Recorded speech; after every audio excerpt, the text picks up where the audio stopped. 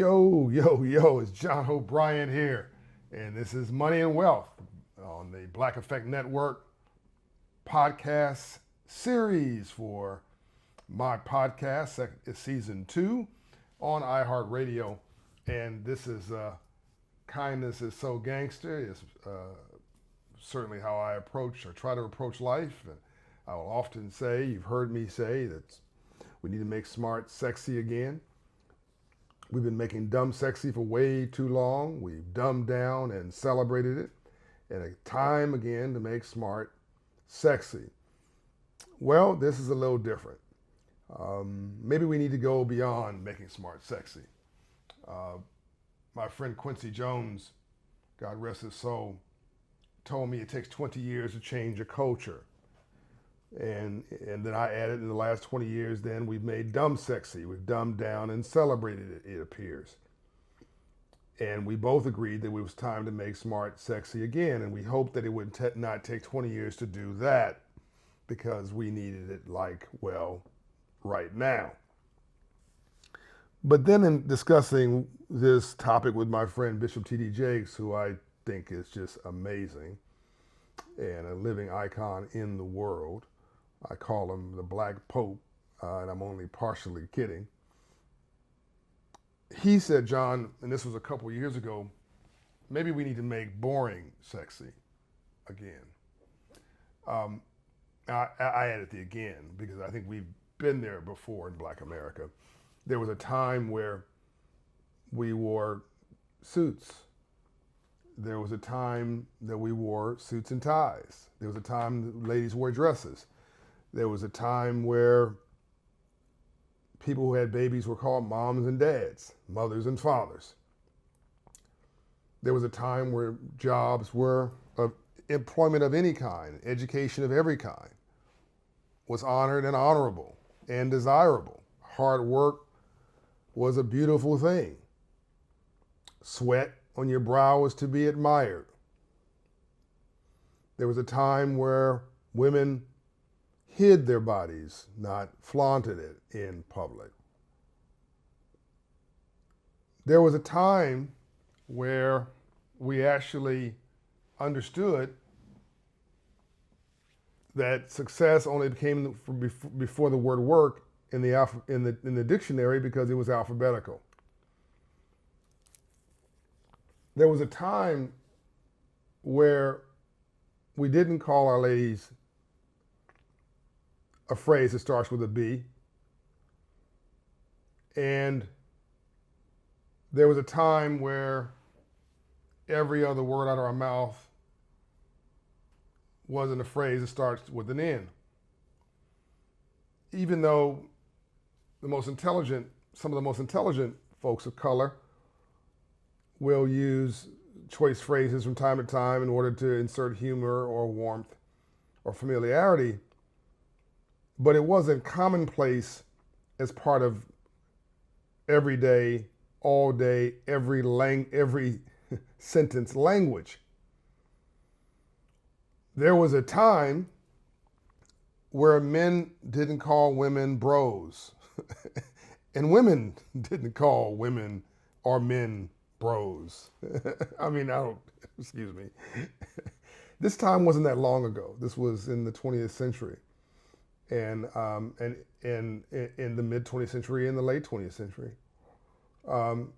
There was a time where things were just sort of normal and intelligence was vaulted and valuable. And maybe we need to get back to that time with regard to fundamental values.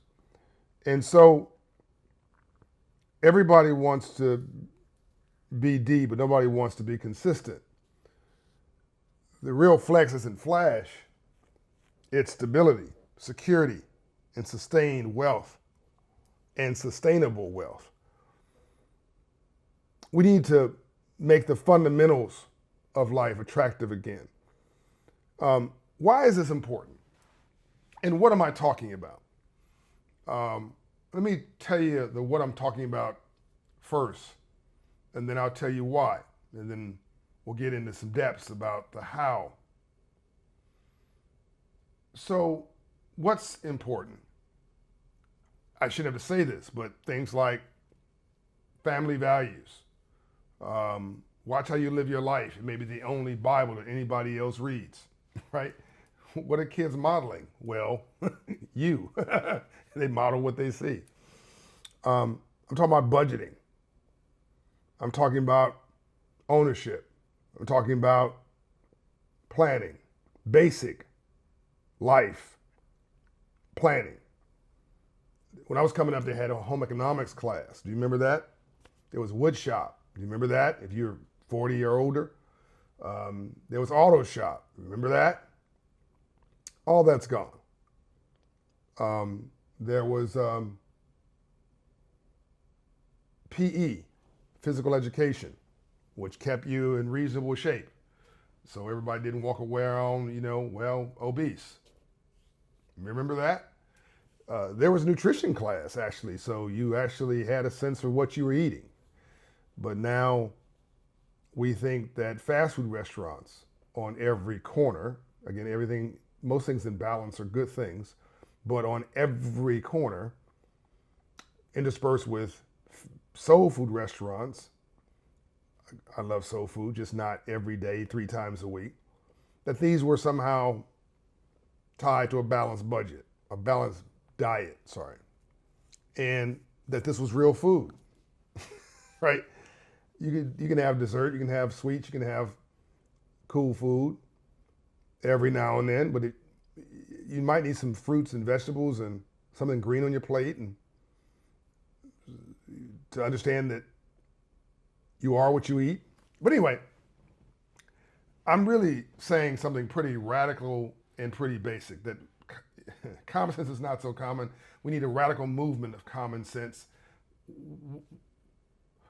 I once said, and let's get into the bit of the why here. Why am I doing this episode? It's not going to be long, it's not going to be in depth, but I think it's foundational for new families, and I think reset older families, and for the whole culture. Why is this important? It's sort of like when somebody said to me, well, John, why should I try it? Why should I trust God? Why should I do this whole spiritual thing you're talking about? My reaction, my response. Because God cannot possibly mismanage and screw up your life worse than you have. Can I get an amen? Right? So it's not like we tried all this stuff that I'm about to discuss in this century at scale in Black America, and it didn't work. We've actually just tried everything else. Gangster rap, anti, society, government, government assistance. We've tried flossing. We're still flossing. We've tried shortcutting. We've tried not parenting. We've tried not having responsibility. We've tried blaming. We've tried partying. We've tried, some of us, drugs. We've tried living in an alternate universe. We tried living in a I'm good, chill reality where we just sort of checked out. Has any of this stuff worked? We tried getting rich quick. 40% of all crypto were Black people, and we lost all of our money, or nearly all of our money. Some of us made a few bucks, but most of those the cryptocurrencies I'm talking about went bust. We've tried, by the way, that wasn't a slap at cryptocurrency. I'm just saying that it's like going to Las Vegas and thinking that that's a sustainable strategy. Vegas just keeps getting bigger, and your wallets will keep getting smaller, even though you may win every now and then. Look, how about we just do some boring stuff that, I don't know, has proven to work. So I want you to pull out your pencil, or pull out your iPad, or pull out your notepad, or pull out whatever you take notes on, and get your mate, your partner, your friend, your lover, your best buddies, your crew, your fraternity buddies, your sorority sisters. Let's start a real conversation here. Let's take some notes, and let's get the basics right. And let's thank Bishop T.D. Jakes for inspiring all of this. the power of the boring stuff. The culture of flash versus the power of foundation. Yeah, I said it. The difference between being broke and being poor. Being broke is economic, but being poor is a disabling frame of mind, a depressed condition of your spirit, and you must vow never, ever, ever to be poor again.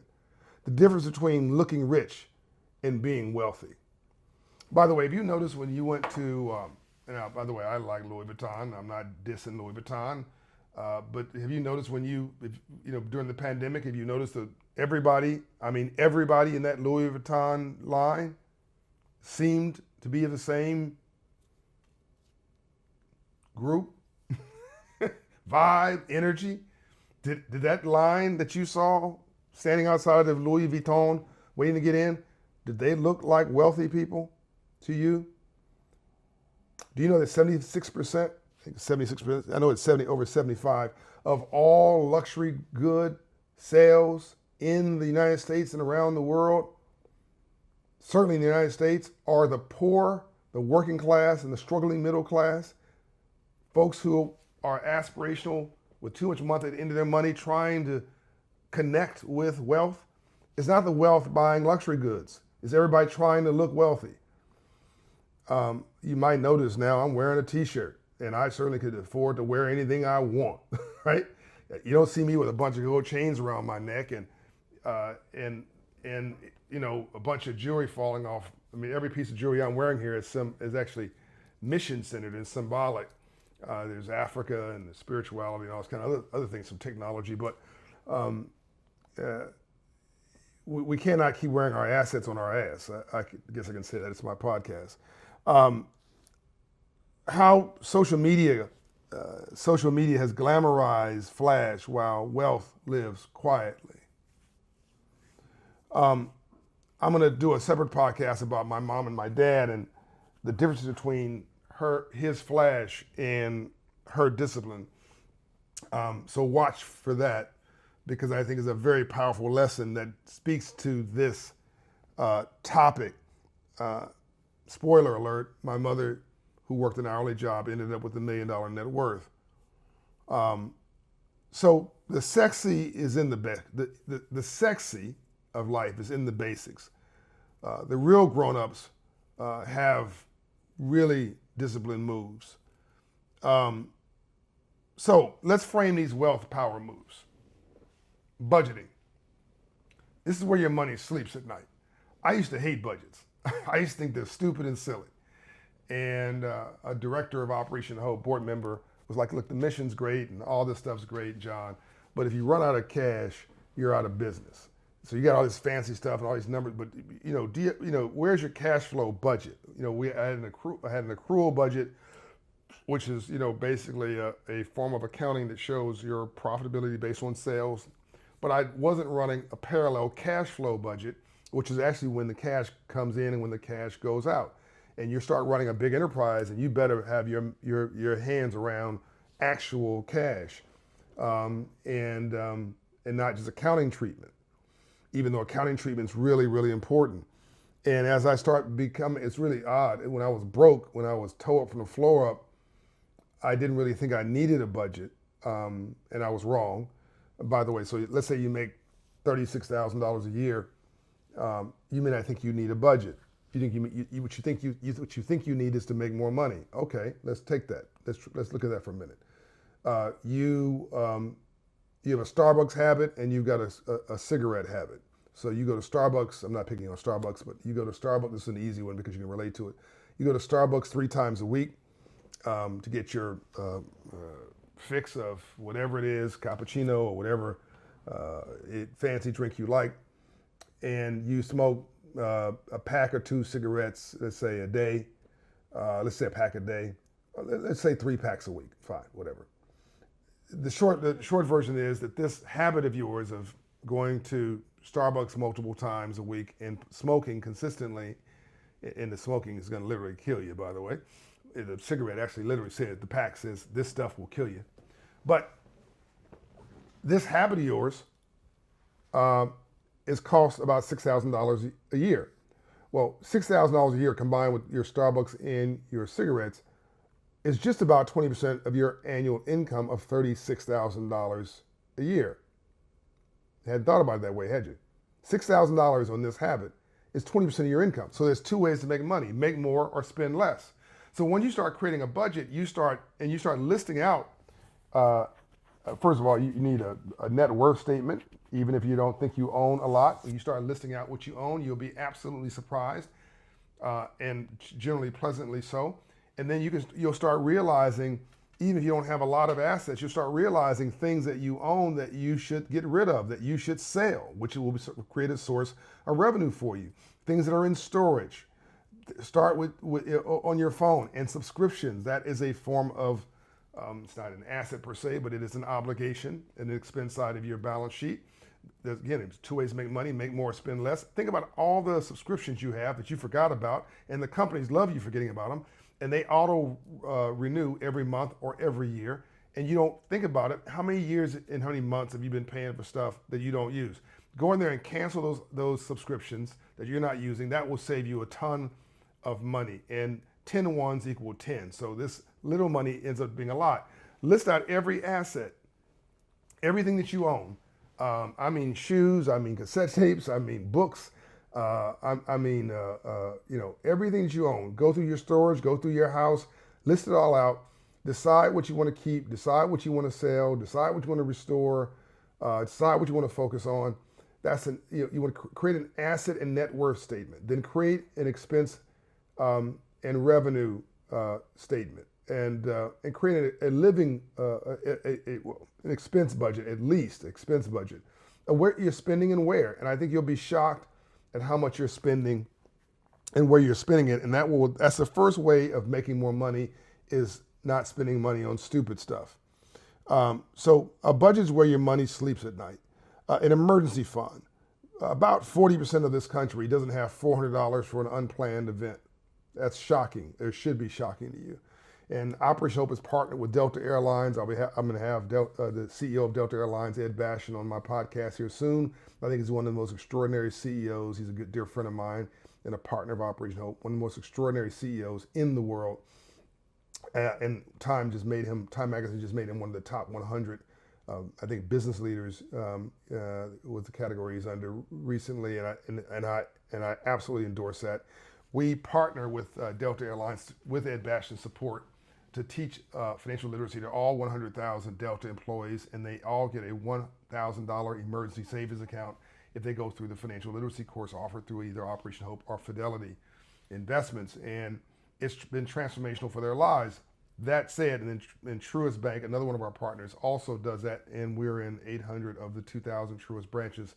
And that has been transformational for Truist and their customers and their employees.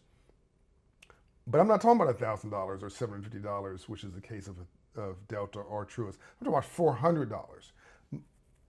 40% of Americans, at least 40% of Americans, don't have $400 for an unplanned event. In some cases, the number is as high as 65%, depending on whether you're calculating credit card access. I mean, you're just looking at like pure cash in your hands. The numbers in excess, I believe, above 40%, but no less than 40% of Americans have this current crisis. So you need to, it'll create enormous peace of mind if you just solve for this. Like, you create a little emergency fund because something's going to go wrong. Johnny's going to get sick. Crap will happen. You'll lose your job, whatever. You don't want to be thrown into an emergency situation, and you're down on your rent, or you're down for your car note or whatever, or you can't pay for a medical bill or whatever it is because you haven't planned in the good times for the bad times. I want you to sleep peacefully so life won't knock you out. All right. Life insurance. This is number 3. All right. So number 1 was budgeting. 2 was emergency fund. 3, life insurance. I want you to protect your legacy even in your absence. I want you to have a legacy, and I want you to floss like you have generational wealth. You do this through a life insurance policy. I don't care whether it's a term or whole life policy. Stop thinking about these fancy policies that you've heard of that the wealthy use. I'm talking about something basic for you. If you're a young person watching this podcast, a basic life insurance policy just might cost you $25 a month. It might, it might cost you as little as $5 or $10 a month if you're young and in good health.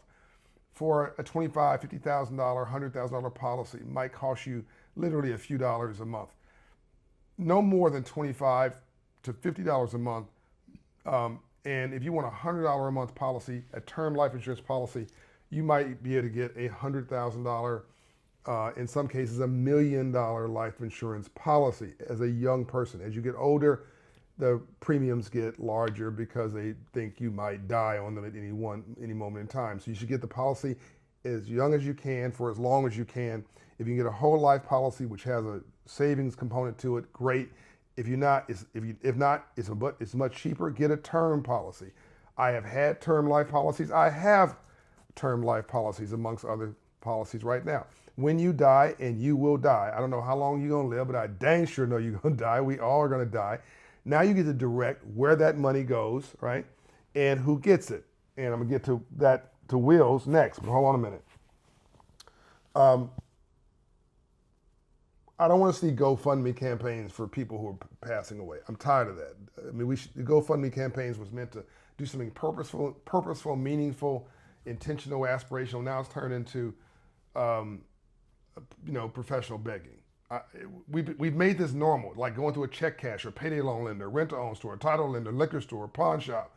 Oh, GoFundMe campaign because Joe died, Joanne passed away. We should be planning for this. There should be a proper burial policy. And when I see celebrities with GoFundMe campaigns because they had a medical issue or somebody died, I'm particularly mortified because weren't they just flossing around in a leased Rolls Royce or something just a few months ago? Like, we need to knock all this stuff off. Again, it's time to make boring sexy. Let's get the basics in place. If you have a major employer, you have a job with a major company, there's a good chance that there is a death policy in place as part of your insurance policy at your employer. So if your employer provides health insurance, there's a very good chance that buried in that health insurance policy is a death policy for up to $25,000. I know it because I offer that at Operation Hope to my employees. And I know it because there was an employee that passed away that was struggling with burial costs and did not know until we told them that the health policy provided $25,000 worth of death benefits, and that changed their whole life and allowed them to bury their loved ones in dignity. So again, boring is the new sexy. Read the dang on health insurance policy that you already have, right? And you might find magic in that policy in the form of what I just told you, death benefits. Please put in notes when you see some comments, when you see posts from me on social media after listening to this podcast, you see a social media clip of this somewhere, please put in the comments whether you confirmed that your health policy has death benefits attached to it. Number 4, wills and estate planning. This is a love letter to your family's future, right? That's the way I want you to look at it. This is a love letter. You're saying, I love you. I'm leaving you, but I'm showing you I love you. I'm directing resources to tell you who, where, what, and where I want my resources, my hard-earned resources to flow to, and why, and when, and in what order. My mother was gangster, Juanita Smith. She had a will. She passed away a couple years ago. God rest her soul. She's been promoted. Juanita Smith. When she passed away, in her will, she had put a gangster clause in there that said anybody who, and I was a trustee, I'm the trustee for the will, and I could feel the energy of some members of my family like rising up, questioning what my mother put in her own will. But anyway, the will essentially said anybody who challenges this will be denied any benefits of it. And everybody just went stone quiet. I love that, and you don't need a fancy will. You can. My mother did an audio message will when she was in great health. But even that's not enforceable by law. It's a cool thing to do, and if somebody wants to do it, it's something great for your loved ones to see that after you passed away and what your intentions were, particularly if you wanted, particularly those who receive benefits from it, because people might explain who gets what and why. But you shouldn't do it if you're digging at somebody, though. I ain't giving you nothing. No, don't do that. But my mother also had a physical will. Anyway, you can pull a will down from the internet, right? A simple will. You can do a one-page will. It doesn't have to be this complicated thing. But let's start there, because Prince did not have a will, and the entertainer Prince did not have a will. I believe Aretha Franklin did not have a will. They didn't think they were going to ever die. Nobody says, "Ooh, I'm going to die. I'm going to do that now. I'm dying next week." People think they're going to live forever. I think I'm going to live for a long time. I think I'm in great health. I think I'm in better health than when I was 25, but I still have a will, because death is not scheduled, right? You don't know how long you're going to live. You dang sure know you're going to die. At least you should. What's the mystery? And Prince had no direction or no control over who got his resources. And people, I believe that he did not want to have control, ended up with control because they were the next of kin. He did not have children and so on and so forth, or nor a wife. Aretha Franklin, similarly unfortunate. My friend Quincy Jones had a will and had an orderly estate, as best I can tell. And then beyond a will, you can do estate planning. I advocate for trusts. You can do a revocable trust. That's one you can change. An irrevocable trust is one you cannot change, and you need to be very careful before you do an irrevocable trust. A friend of mine did one of those, an irrevocable trust, and it really put members of his family in a bind 25 years later when situations had changed, and he had sort of forgotten about it, and he had passed away. And then when on his deathbed, tried to change the irrevocable trust, and the attorney said, "I'm sorry, it could not be trust changed. That's why it's called irrevocable." So words matter. So if you're going to do a trust, you might want to start with something that has some flexibility. Anyway. So I was going to get into a whole thing, in my opinion, about why would you do an irrevocable trust when you can do a revocable one, but people have their reasons. Number 5, credit score and debt discipline. 700 plus credit score is a new status symbol, people. You've heard me say it a million times over. Like you meet somebody attractive, "Oh, cool, what's your name?" Beautiful. What's your credit score? Because if you get serious with this person, it's going to be a business partner for life, and you need to make sure you're sharing values and they're not just sharing your credit card, right?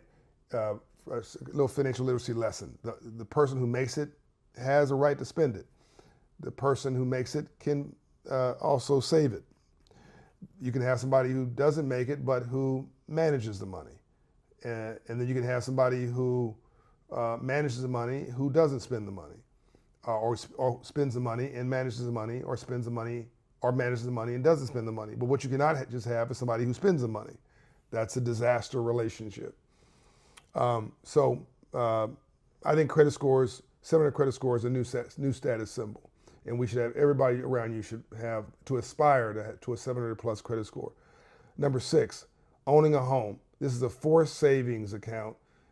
In pride of place. It's also the easiest way to build wealth in America. 44% on average of African Americans own a home, compared to 75% of our white counterparts. White folks are not doing it because they have nothing else to do. They're doing it because tax policy in this country is essentially designed around home ownership.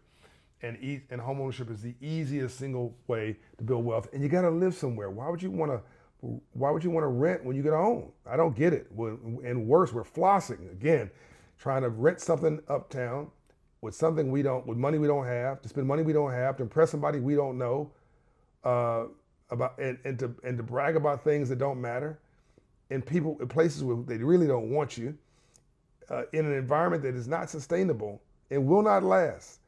You're literally just raising a window and throwing money out. And I'm a landlord, and I'm encouraging you not to do it for the rest of your life. I'm encouraging to it's like working at McDonald's or Walmart.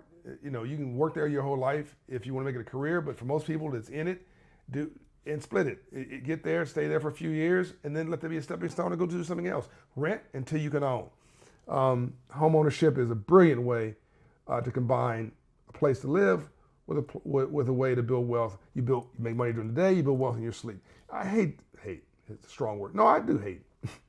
I hate hearing these commentators on TV shows, and where I'm a contributor in CNBC. These very, very wealthy people saying that this generation shouldn't own a home.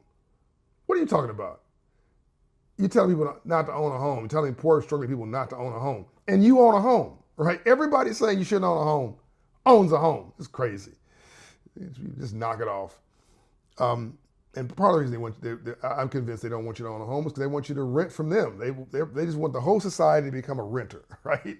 Rent your car, rent your vacation, rent your aspiration, rent your house, don't worry about it. We'll take care of it. Just enjoy yourself. Put you to sleep with, debt. Number 6 is owning a home. Number 7, stock market investing. So get off the sidelines and become an owner of stock. The vast majority of African Americans do not own stock. The vast majority. I want you in the marketplace. Start with buying what you like. So you like these tennis shoes, you like these pants, you like a jacket, you like a food store, you like a grocery store, you like Walmart, whatever. If you go and shop there or you're using these products, you probably believe in it. If you believe in it, your friends probably believe in it too. Buy that stock. Start there. Don't overcomplicate it. And try to make a flight to quality. Invest in things that are investable. Don't go doing flaky stuff. You want a flight to quality, but get in the marketplace. Again, you make money during the day, you build in your sleep. 3 things that have never gone down. Home ownership value over the long length of time in America, stock market value, and the GDP, gross domestic product of this country. They go up, it sometimes recedes, recession recedes, and then corrects above the line. So you want to open an account. And by the way, as a gift for your children or people you love, young people, there's a company called Share. I think it's called Gift to Share. I think it's called Gift to Share. It's if you search this, how do you buy a share of stock for a child? It'll come up. And Operation Hope is associated with this company. If you actually type in the internet, share a gift. A share for a child as a gift, and then Operation Hope, I'm sure it'll come up in the search engine because they're a partner of Operation Hope. And again, it's all Gift to Share. But you can buy a child for their birthday or graduation or whatever, not some toy they're going to break or something they're going to forget about in a month. Buy them a share of stock, and you can select the company. This is a real share of stock. They frame it. I think they even put a nameplate for the kid on it. They send it to you, beautiful. You can give that to your kid. They can put it on the wall. They own a real share of stock in this company in question. And once you own one share of stock, you have the right to access all the financials for that company. Isn't that sexy? That's what I'm talking about. You get access, talking about an active financial literacy lesson. Now you and your kids can talk about the real balance sheet, income statement, et cetera, for whatever company is in the news, because now you're a shareholder. One share of stock gives you access to all the financials and voting rights with that company. And now you also have something that's symbolic on that kid's wall. Imagine every birthday or every graduation or whatever, they get a new share of stock. Imagine a half dozen of these on the kids' walls. Isn't that inspiring? And it's valuable. So you should do it, and your kids should do it. Number 8, financial literacy for your kids, the generational wealth multiplier. I want you to talk about financial literacy with your kids. Model what we're doing with Mayor Andre Dickens in Atlanta with the Hope Child Savings Accounts. We have 10,500 accounts that we've opened for every kindergarten kid. Hope Child Savings Account in Atlanta Public Schools. Thank you, Dr. Johnson. Thank you, Mayor Andre Dickens. Thank you, former Mayor Keisha Lance Bottoms, for believing Atlanta City Council in this and us. City of Aurora, Illinois has modeled this after what we've done in Atlanta. So open an account for a young person. Studies have shown that a kid that has a savings account in kindergarten is much more likely to go to college. You put some money in that account, a few $100s, they're 75% more likely to graduate from college. Get the kid a financial literacy book. You can get mine, Financial Literacy for All, which is a bestseller. I've talked about it. I use it. I've written it in a way that's very approachable and user friendly. You can read it with your middle school kids. My brother T.I. just gave it to his son. He just told me, I think it was son or his daughter. And he wanted them to have a financial literacy book, and he wanted to know it was from a black man, somebody from their hood that they could relate to, which was very nice of them. But and it's out in paperback, by the way, so it's less expensive. But it's a bestseller for the last 14 months. Pick up a copy of Financial Literacy for All. And of course, subscribe to this podcast every week and talk about this with your kids. Sexy is not the chain around your neck. It's the deed to your house. Hello? Again, we need to make boring sexy again, right? So we've abandoned the basics and we must return to them, right? Generational trauma and systemic barriers has pushed us into survival mode. I talk about this in my book, Up From Nothing, the surviving mode, thriving mode, and building mode. Most black people are in surviving mode. And combine that with a 500 credit score, and you're toe up from the floor. And by the way, if you have a surviving mode mentality, which is depression, and you have a 500 credit score, you live to an average of 61 years of age. That's right. You don't even make it to Social Security. But if you have a thriving or building mindset, and you have a credit score of about 700, you live to 81 years of age on average. So for every 50-point increase in your credit score, it appears to be good for another 5 years extension on your life. And it's not about the credit score, it's about the trending indicators of hope, well-being, belief, confidence, etc. If you want to find out for yourself what your credit score community is, go to Operation Hope or type a website or type in the Hope Financial Wellness Index in your search engine right now. And a graph will come up, a web page will come up for Hope Financial Wellness Index, our partnership with Experian and the U.S. Census, etc. Type in your zip code. I'll tell you how you're living. I'll tell you what your zip code, what your credit score is in your zip code, and that will give you an indication of how well or not well that community is, how long people live, what the crime rate is, the home ownership rate is, and whether you need to move or improve. Either move or help people around you improve. Flash became a way to show value in a world that denied it and denied us. I get that. But those insecurities we need to shed, and we need to replace it with real values. Reclaiming boring is revolutionary. We must heal through discipline and self-acknowledgement. Like, there is no perfect. There's just, you, and accepting you and loving yourself where you are as a starting point. Is an old Southern saying, no matter how much I love you, my son or my daughter, if I don't have wisdom, I can only give you my own ignorance, right? So out of love, we pass down bad habits from generation to generation. We need to make it cool again to be normal, and we need to lead by example. Cool is showing up for your kids. I'm so dang on tired of people talking about you a baby daddy or you a baby mama. What does that mean? I'm a baby daddy. What? I'm a baby mama. How does that make the kid feel? Hello? All right, the kid's already got self-esteem issues and identity issues. The kid needs, and you should want to be a mother, a father, a parent. This is my child. I'm claiming them, claiming him, claiming her. I'm a parent to this child. And I'm taking ownership of that role. We need to knock off all this stuff because it's having all kind of psychological impacts on those we love. This is not a trinket. This is not a cool thing. This is your child. And with regard to the child, it's not your best friend. This is your child. This is my motto. I rather you respect me and learn to like me than like me and never respect me. Can I get an amen? It's not important whether the child likes you or not. They can like you later. I didn't like my mother. For 20 years I didn't like her, but she made sure I had the discipline and the structure to become a man. My dad too, and they held me accountable. And it was years later I was like, thank God you raised me exactly that way, and thank God you didn't tell me yes when I really desperately wanted you to. So it kept me alive and gave me a life. Sexy is paying off your mortgage and your credit cards when you can. But don't pay off your mortgage too early, because actually you can write off the interest of that mortgage the first 20 of those 30 years and write that off of your against your income and get it back in a tax refund. Another podcast another time. Go back and listen to the podcast I did on home ownership. But certainly paying off your credit cards is certainly, high interest rate credit cards first, is certainly sexy. Paying them down to at least 30% of their usage will boost your credit score, by the way. So here's some action steps for you. I want you to start your wealth revolution today. Here's 5 things you can do this week. Create a basic monthly budget. Pull your free credit report by signing up for free credit coaching and counseling with Operation Hope. It's not free. I pay for it. My partners pay for it for you.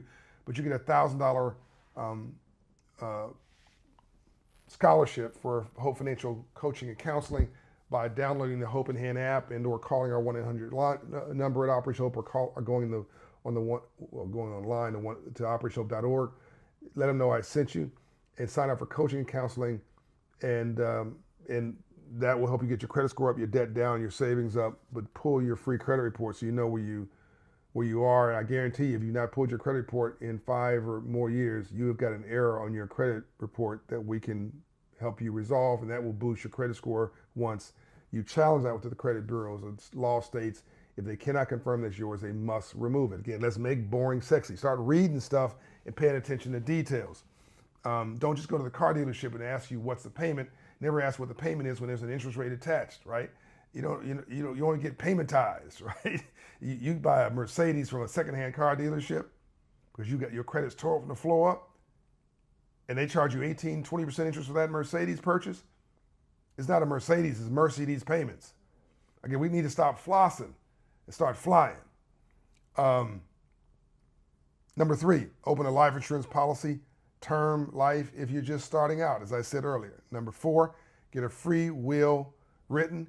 You can go to a legal aid organization or online tools, as I mentioned earlier. So there's no reason not to get a will. You can do it in a day. You can do it in a couple hours. There's no reason for you not to create a will. Number 5, start investing. You can do $50 in the S&P 500 or ETF, or you can do